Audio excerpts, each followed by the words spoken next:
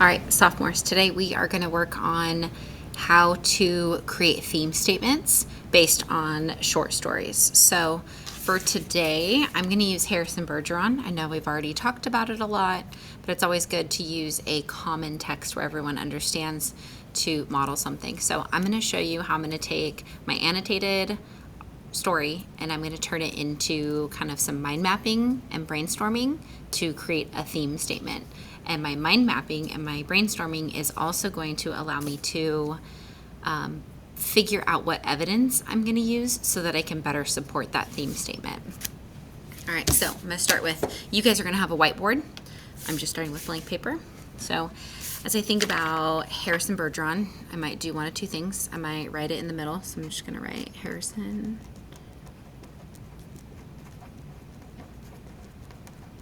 Okay, so I'm going to write the title in here, and just as a reminder, I'm also going to write the author's name.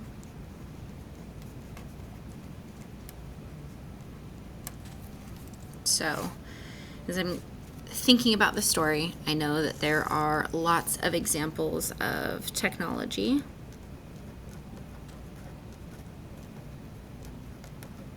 Okay, I know that's a big one in this short story, so I'll think of some examples for that. I'm also going to be thinking about bureaucratic control.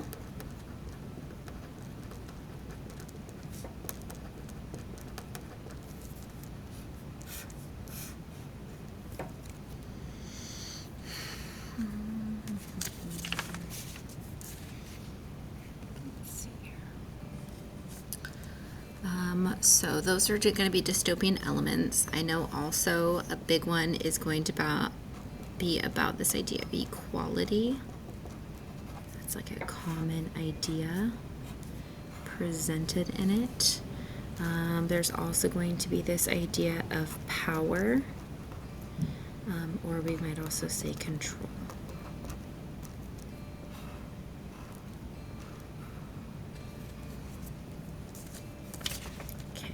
Say, so because of equality, I'm also going to go off on this other little tangent about like the idea of individuality.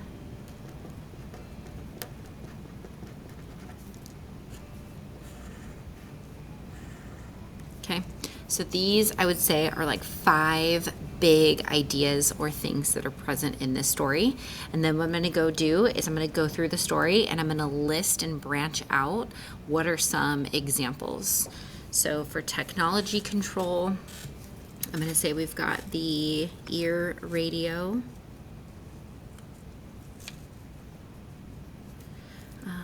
For bureaucratic control, we're going to have the amendments. We're going to have the handicapper general.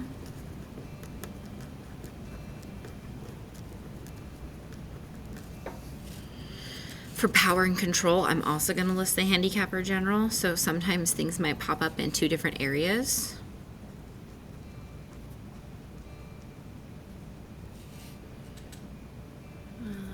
And with individuality, we're going to talk about resistance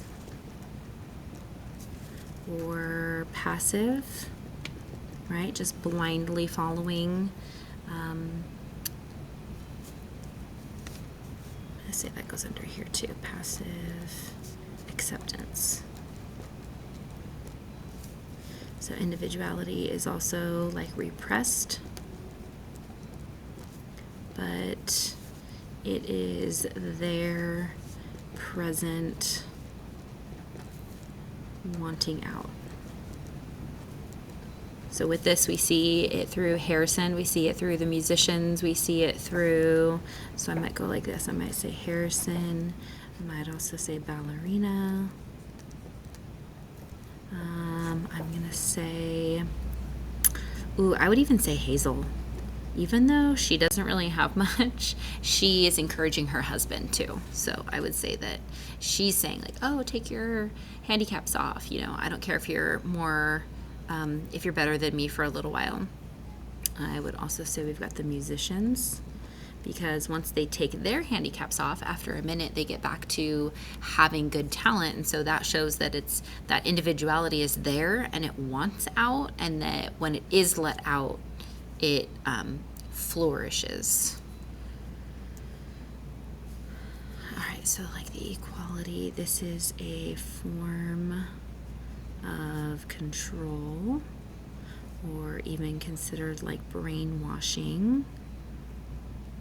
So we've got the whole like reference back to the Dark Ages by George. I could put the paragraph number. So as you're doing this, it's also really good if while one person is charting what the group is talking about, one person could go in and find, say like, oh, this is from this paragraph or these paragraphs.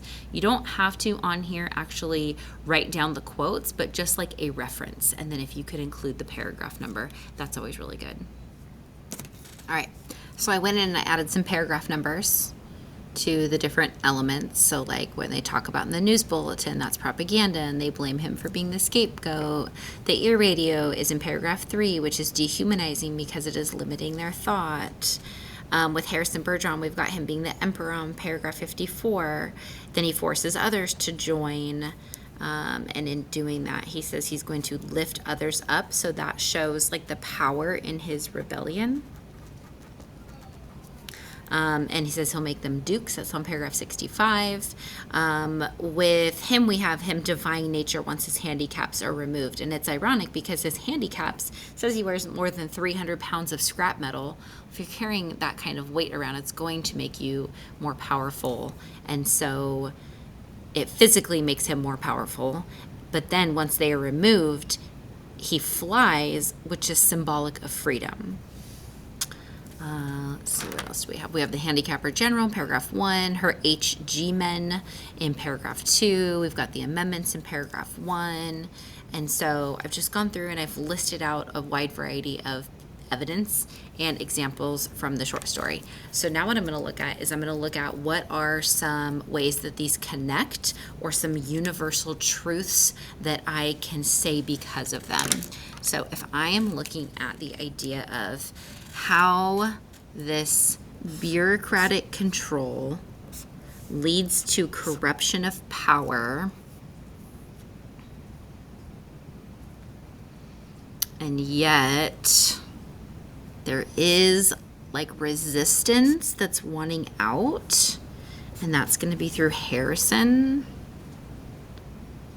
But ultimately, because the bureaucracy is so powerful, because the people so blindly, willingly are brainwashed, the handicapper general comes in and she just executes. Okay, so I'm going to try to like connect some of those big ideas. So as I go through my notes, I look at like what do I see as some of these like bigger connections, and what can I say about them. So I'm going to look at how through bureaucratic control there is active resistance of wanting to break free. We see that through Harrison. But ultimately, in a dystopian, because of passive acceptance by the masses, the bureaucracy has ultimate, complete control because it has become corrupted.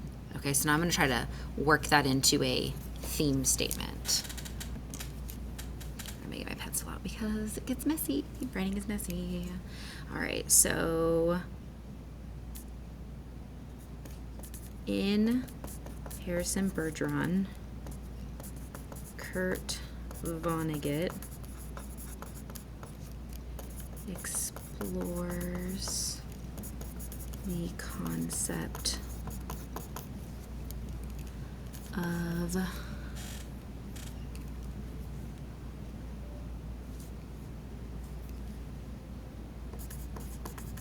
human nature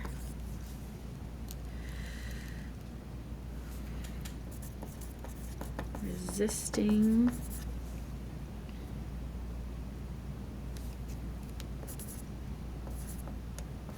bureaucratic control. Kurt Vonnegut explores the concept of human nature resisting bureaucratic control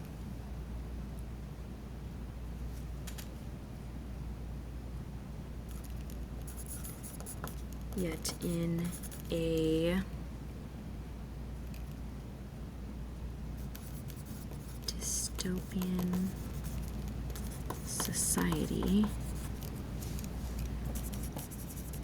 where citizens are brainwashed,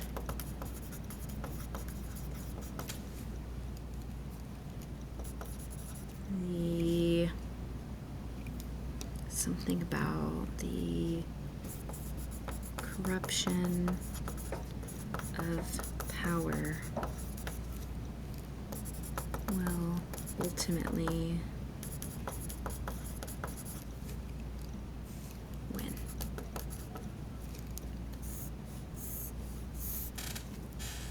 Okay, so I've got in Harrison Bergeron, Kurt Vonnegut explores the concept of human nature resisting bureaucratic control, yet in a dystopian society where citizens are brainwashed, the corruption of power will ultimately win.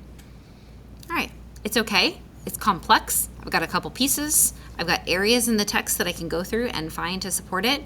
I may want to wordsmith this a little bit more, just to refine it and make it a little bit stronger. But this is what you are going to do with the lottery. You're going to put the lottery, you can do columns, you can do mind map like this, but you're going to go through what are some of those things, those elements, those symbols, those moments or actions from the characters.